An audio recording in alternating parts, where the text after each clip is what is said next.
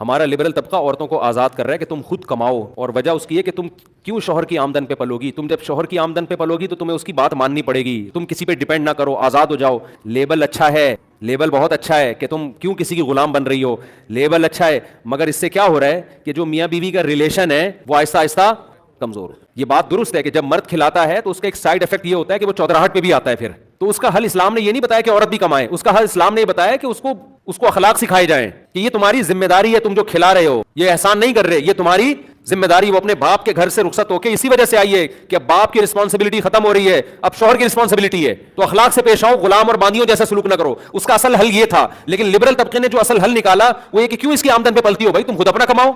उसका नतीजा क्या निकला, आपस का रिलेशन खत्म। अल्लाह ने खुदा की कसम मर्द की फितरत यह बनाई है कि मर्द जितनी आमदन बढ़ती है ना उसकी, उसका दिल वो सोचता है कि अब मैं अपने बीवी बच्चों को कैसे ज्यादा अच्छी से अच्छी लाइफ दे सकता हूं।